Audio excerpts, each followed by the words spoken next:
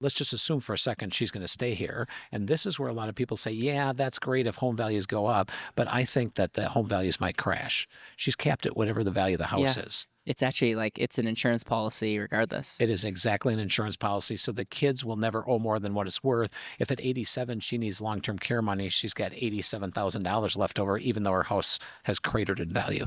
And the kids never have to pay the difference. She never has to pay the difference. I just had somebody call yesterday and said, my mom's amount of the loan is getting real close to what she's worth. We're going to have to make some hard decisions. I assume she's going to have to move within the next year. I said, no, she doesn't have to move until she's 150. And the daughter said, I'm so, Wow. she was literally worried all weekend that she looked at her mom's mortgage statement and she looked at the value of her house. Yeah. Mom was in her 90s. Dad was dead. And she thought now mom's going to have to move because she's running out of equity.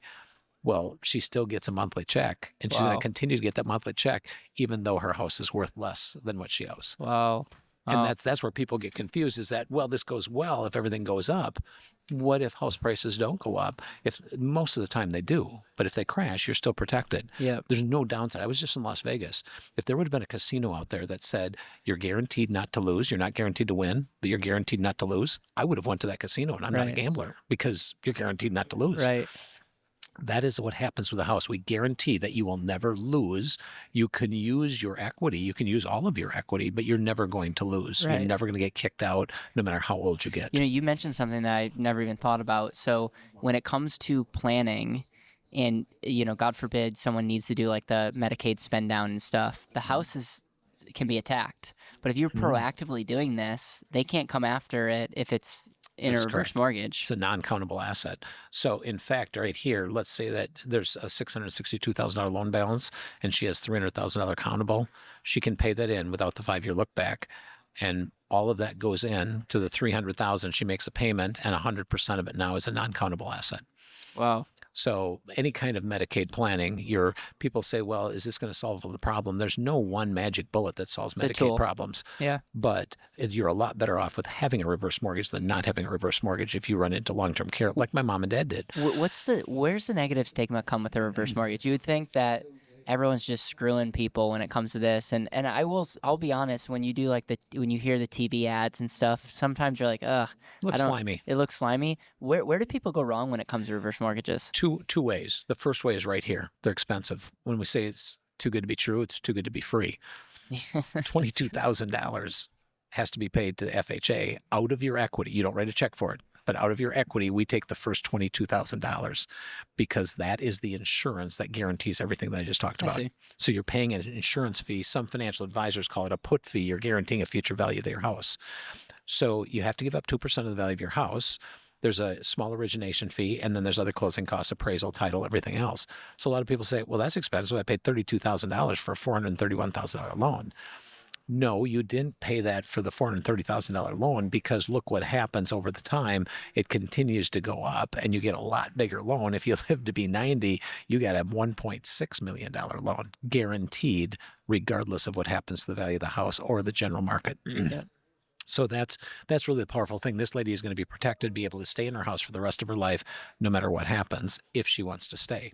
But this is a different scenario. She said, I think I might want to move to the 55 plus community. And that's where we take a look at the purchase instead. If she sells her $1.1 million house, pays $77,000 in real estate fees. That's not our fees, but real estate fees, moving fees, whatever. If she sells for sale by owner, of course, it'd be a lot less. But she pays off the mortgage, $200,000. She has $823,000 left. So she wants to buy a $600,000 house in the 55 plus community. So what most people are going to do is, well, I'll just pay cash.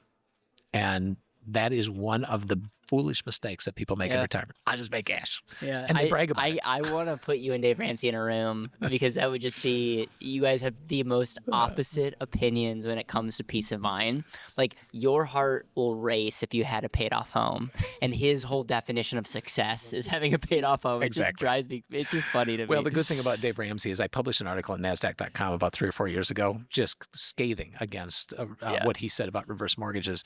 There was no lawsuit. I made sure everything was checked out. It was all facts. So it comes down to somebody said, well, that's your opinion. That's Dave's opinion. I said, no, it has nothing to do with opinion. It has to do with facts. And he's wrong. Yeah, I And love it. so there's some things that are opinions. But when it comes to having a paid off house, it is not the wisest thing to do in retirement. The math proves it. Dr. Wade Pfau has already done it. The worst time to do a reverse mortgage is at the end or not at all. So, in this situation, look at how we're going to change this lady's life if she moves into a 55 plus community, which is now probably what she's going to do after she saw the software. She only has to give us $386,000 in a down payment. We'll come in with the other $213,000. She will never make a payment for the rest of her life, and she puts $436,000 with her advisor. She only has $300 with him right now. She will now have $700,000 with her advisor. He was on the phone and he said, I can do a whole lot more with $700 than I can with $300. Yeah, no kidding. So now she's got $700,000 plus she has no payment for the rest of her life. And she's living in a brand new house with lower costs, lower utility, no maintenance, and she can easily afford the extra HOA fees for the fun stuff. So it is completely changed her. We talked to her kids about it, and the kids said, well, what happens at the end? Now mom loses the house in the 55 plus community. I said, well, no, it actually looks like this. If mom passes away at normal life expectancy, somewhere in her mid 80s, she will owe $718,000 on the house. But if the house goes up by the normal 4%, you guys will still have $400,000 Wow. left. And that's at 86 after making no payments for 16 years.